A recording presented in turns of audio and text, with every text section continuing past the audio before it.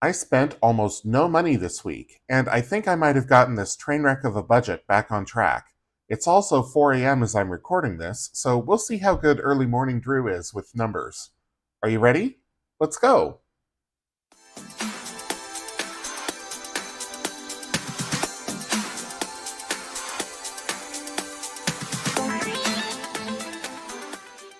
Welcome back to Ready Budget Go. My name is Drew, and here on this channel we talk about household budgeting, saving money, and achieving our financial goals.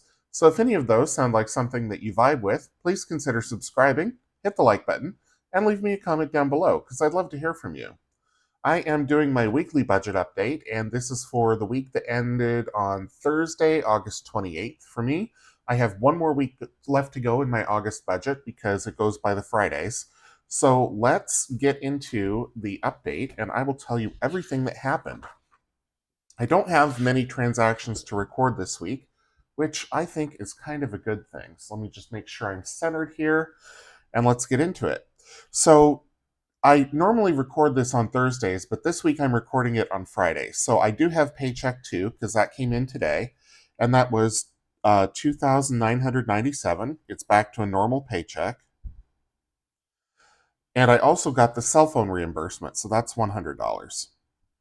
So I could close this out, but I'm just going to leave that to the month end review. Then for bills, I did pay a firm $43. Visible came out for $35.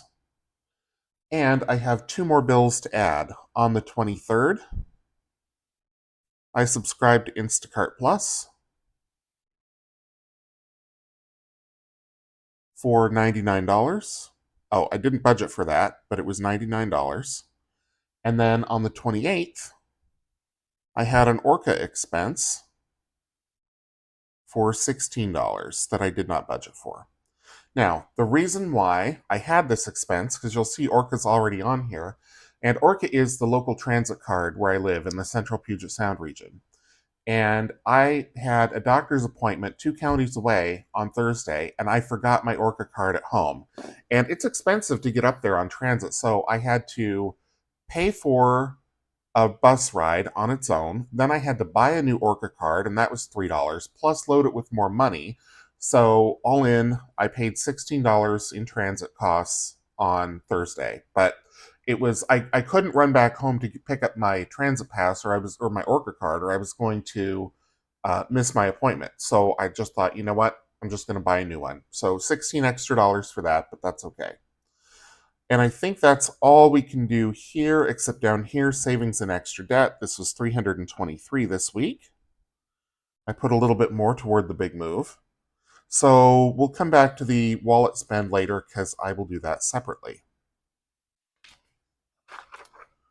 So cash allocation we don't touch. Cash flow, only a few transactions here. So let's see. A firm came out. That comes directly from my checking account. That total amount was $42.79. And then I did send money to Wealthfront for the big move. And that was 323. And then for inflows, I had paycheck 2 at $2,997.47 and cell phone reimbursement at 100. So I will not total this just yet because technically there are still more days in August. Well, there's one more day plus today.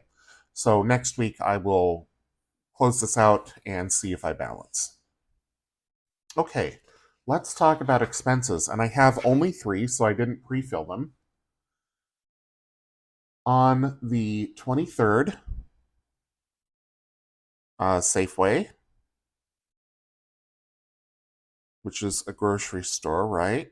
So food, and that was $63.26. On the 24th, DoorDash, food. and that was $21.62. And then on the 28th, Fred Meyer, and this is when I was going to my medical appointments. That's another grocery store here, so that was food. And that was $10.50. Yep. So I had a couple of ultrasounds done on Thursday. Everything's fine, but they said no food and no water for 8 hours before my test. So I went to Fred Meyer, which is close to my doctor's office, and picked up something to eat and a couple bottles of water. And I chugged those bottles of water as soon as that test was done.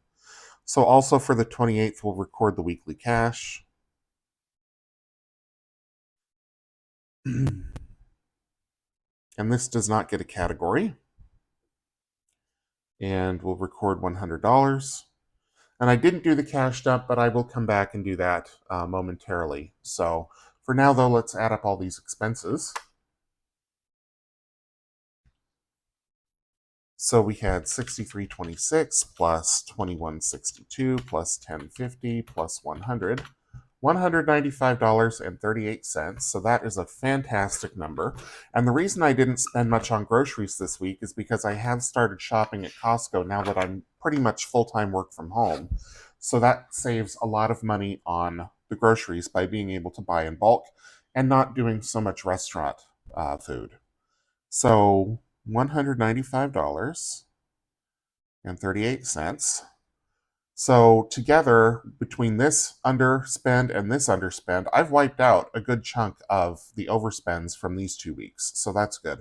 I also recorded my Costco membership here as an expense. I should have put it as a bill, but I put it as an expense. I'm not going to go back and change it, but that made that number artificially higher. Okay.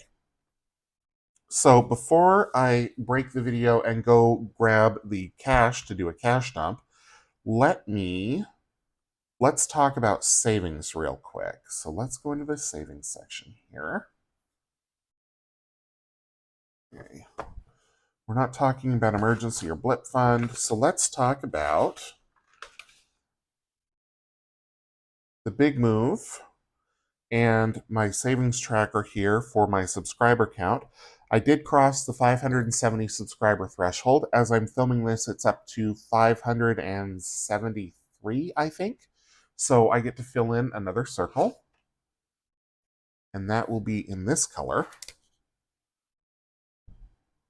Bear with me as I do this poorly and almost certainly go outside the lines. It's just kind of how I roll. So for every person who subscribes, I save $5.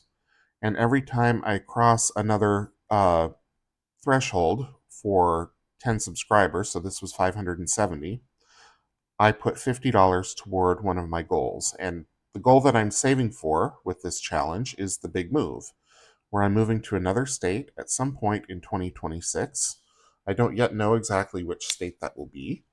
But I figure it's going to take about $15,000 to get fully moved and settled, and that includes the moving costs, incidentals on the road, and flights if I need them, and new deposit on a new place and all of that. So I did already add the money into my Wealthfront account, so that's up to $28.50, so that is correct. And so we're getting close to finishing another row here. If you haven't subscribed already, I would love it if you would join me here on my budgeting and saving quest, and I will save $5 if you do.